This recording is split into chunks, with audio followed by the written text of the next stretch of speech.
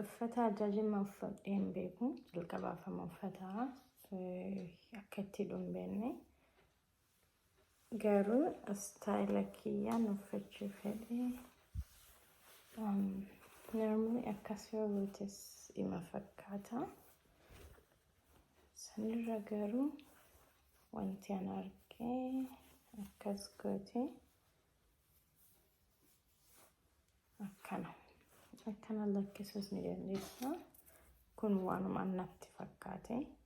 haga argerraa jechuudha calleen kunis kan isaanii miti garuu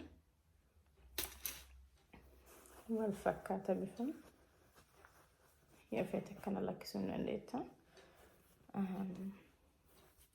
warra sirriitti miidhachuun because magariisni kun akkana dhufuu qaba na fakkaata kun yaaliidha namni beektan garuu yoo nama mul'isuu dandeessan bareedataa jedha maaliif aadaa hundaayyuu seeraan uffatan barbaachisaadha callee kanas magariisa waan ta'eef waan wal fakkaatu yoo hidhame hammeenna hin qabu jedhee amanaa kun jechuun namoota biyya alaatti guddatan fa'aa yookiin namoota naannoo sana hin dhufneef bareeda like maal jedhani haga gamboon dhufuuf tamboo sitti dhufuu jedhani haga seeraan uffannaa yookiin aadaan isaa akka itti uffatamu baradhuuf akkanumatti ni yaalaadhe viidiyoo kana dalagaara nama kun akkanattis ni bareeda garuu sanirra akkanas ni bareeda wanti guddaan immoo kun mul'atuu qaba magariisni kun jechuudha yaa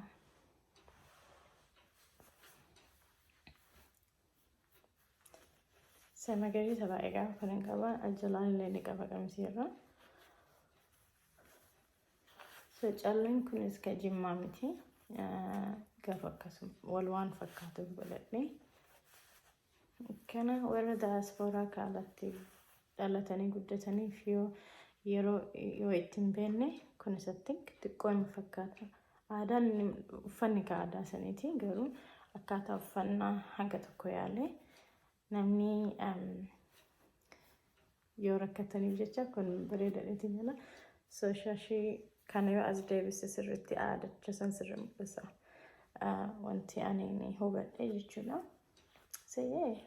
namoonni immoo akkasiin feene callee hiikuu ni dandeessu sun akkuma qabatuu fi akkasumas bifas dabala bareedina sitti dabala jechuudha yoo sanis hin feene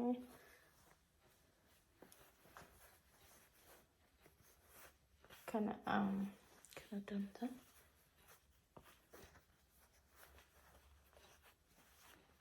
akkanas bareedaadha I think more kanatu siriyyuu ummaticha aadaa ummaticha fakkaata aadaa jimaa jechuudha shaashii gara lama fidde kana masqaa callee kanatti dabala akkana yoo hiite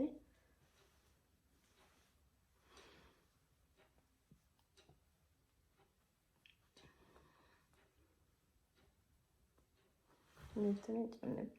hidujjira jimiti fakkaadhe keessattuu magariisni kun mul'atuu qaba afoo kanatti mul'atuu qaba san arge akka warra mootiitti tennaa jechuudha galatamaa waan daawwattaniif warri kana aadaa sirriitti beektan hidhuu aadaa isaa akka uffannaa aadaa isaa beektan viidiyoo biraa as jalatti linkii kana jalatti naaf erga ni yaalaa jechuudha akkasumas aadaa naannoo biraa amma baratuun hammeennan qabu aadaa ofii kana jimmitti jennagaa fi galatama